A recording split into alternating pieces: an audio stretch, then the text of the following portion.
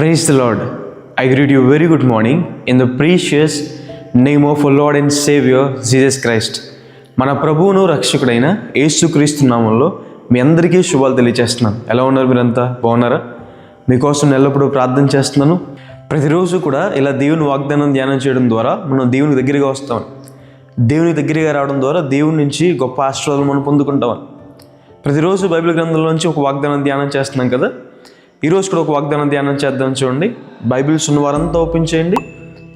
యెహోషువ గ్రంథము 3వ అధ్యాయము 5వ వచనం రాయబడింది. యెహోవా మీ మధ్య అద్భుత కార్యములను చేయును. హల్లెలూయా. దేవుడు అద్భుత కార్యాలు చేస్తారండి.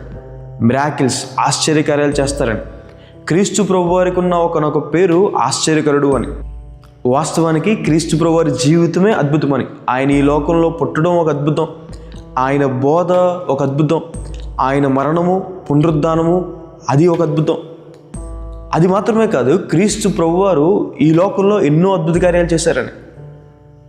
ఒకనొక రోజు క్రీస్తు ప్రభువారు ఒక ఇంట్లో వాక్యం చెప్తున్నప్పుడు 4 వ్యక్తులు పక్షవాయుతో కలిగిన వ్యక్తిని తీసుకొస్తారు మంచం మీద పెట్టుకుని. క్రీస్తు ప్రభువారు ఉన్న ఇంట్లో దించడానికి పైకప్పు తీసి మరి ఆ వ్యక్తిని క్రీస్తు ప్రభువారు ముందు దించుతారు. వారి విశ్వాసం చూసిన ప్రభు ఆ పక్షవాయు కలిగిన వ్యక్తితో, నీ పాపాలు క్షమించబట్టే నీ మంచం ఎత్తుకుని వెళ్ళమని చెప్పినప్పుడు అక్కడ వారందరూ కూడా ఆశ్చర్యపడిపోయారండి. ఎందుకంటే ఆ వ్యక్తి పాపాలు ప్రభు క్షమించడం మాత్రమే కాదు, అప్పుడు దాకా ఆ వ్యక్తిని 4 తీసుకొచ్చారు. ఇప్పుడు ఆ వ్యక్తి ఒక్కడే లేచి నిలబడి వెళ్ళిపోతూ తన మంచాన్ని కూడా తీసుకెళ్ళిపోయాడని.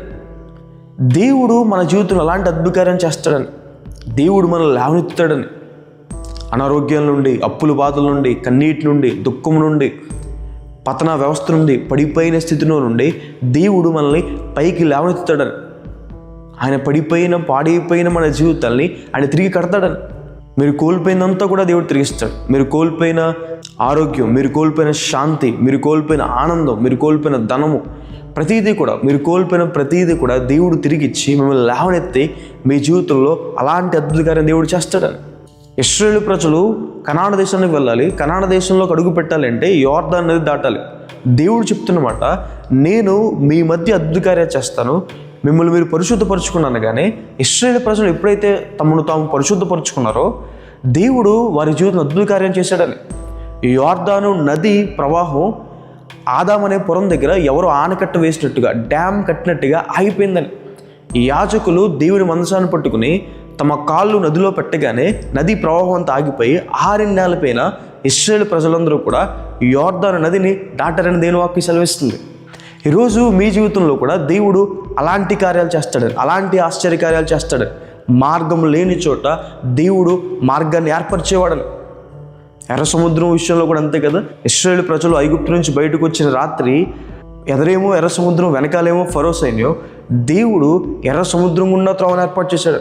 మార్గమే లేదు ముందుకు వెళ్ళడానికి, జీవితం ముందుకు తీసుకెళ్ళడానికి. దేవుడు ఒక గొప్ప మార్గాన్ని మీకు తెరుస్తాడు. మీ ఉద్యోగ విషయంలో కానీ, వ్యాపారాల విషయంలో కానీ, ఒకవేళ గర్భఫలం కోసం ఎదురు చూస్తుంటే దేవుడు మీ జీవితంలో అద్భుత కార్యాలు చేస్తారని. ఆయనలా తన ప్రజల జీవితంలో అద్భుత కార్యాలు చేసేవారు, ఆశ్చర్యకార్యాలు చేసేవారు ఎవరూ కూడా లేరని. మన జీవితంలో అద్భుత కార్యం జరగాలి అంటే మొదట మనల్ని మనం పరిశుద్ధపరచుకోవాలి, మన పాపాలు దేవుని దగ్గర ఒప్పుకోవాలి, మన హృదయాన్ని మనం సరి చేసుకోవాలి.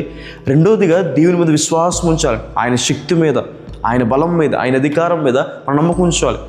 ఆయన యొద్దకు వచ్చేవారు ఆయన ఉన్నాడని, ఆయన ఫలం దయచేస్తాడని నమ్మవలను కదా అని రాయబడిన రీతిగా మనము దేవుని మీద విశ్వాసం ఉంచాలని. అలా ఉంచినప్పుడు దేవుడు మీ జీవితంలో, మీ మధ్య, మీ కొరకు దేవుడు గొప్ప కార్యాలు చేస్తాడు అని. హల్లెలూయా. ఊహించిన దానికంటే, మనం అనుకున్న దానికంటే, అడిగిన దానికంటే అధికంగా చేసే దేవుడు, ఎంతో గొప్పగా చేసే దేవుడు. కాబట్టి దేవుని మీద విశ్వాసం ఉంచండి, ఆయన మీ జీవితంలో గొప్ప కార్యాలు చేస్తాడని. ప్రార్థన చేసుకుందాం. సర్వశక్తిమంతుడా, జీవంగల దేవేశా ప్రభువా, మీకు వేలాది వందనాలు వేసా. మీకు స్తుతి స్తోత్రం తండ్రి. గొప్ప దేవుడు అయ్యా, మహోన్నతుడు ప్రభువా, మీకు వేలాది వందనాలు వేసా. ఆశ్చర్యకార్యాలు, అద్భుత కార్యాలు చేసే దేవుడు ప్రభువా, మీకు వేలాది వందనాలు వేసా. ప్రభా, ప్రియులు ఎంతమంది అయితే ఈ వాగ్దానం వీక్షిస్తున్నారో ప్రభా, వారి జీవితంలో గొప్ప కార్యాలు చేయండి, అద్భుత కార్యాలు చేయమని దేవా ప్రతి మాలుకుంటున్నాను వేసి. వివాహ విషయంలో కానీ ప్రభా, ఆరోగ్య విషయంలో కానీ, చదువుల్లో కానీ ప్రభా వేసే ప్రభా, ఉద్యోగ విషయంలో కానీ ప్రభా, ప్రతి విషయంలో ప్రభా వారి జీవితంలో గొప్ప కార్యం చేయమని దేవా ప్రతి మాలుకుంటున్నాను ఏసయ్యా. మీకు వేలాది వందనాలు ఏసయ్యా. మీ మహిమను కుమ్మరించండి అయ్యా, మీ శక్తిని కుమ్మరించండి అయ్యా, మీ బలాన్ని కుమ్మరించుకుని దేవా ప్రభా ప్రతి మాలుకుంటున్నాం ఏసయ్యా. మీకు స్తుతి స్తోత్రుంటండి. మీ సహాయం వారు అందించండి, మీ తోడుని వారికి అందించండి. గొప్ప కార్యాలు చేయమని, లేవనెత్తమని ప్రభు, ఉన్నతమైన స్థితిలో ఉంచుకోండి దేవా. మీరు మేలుతో వారిని తృప్తిపరచమని ప్రభా, గొప్ప కార్యాలు చేయమని యేసు నామమున అడిగి వేడుకుంటున్నాను తండ్రి. Amen. God bless you. God bless India.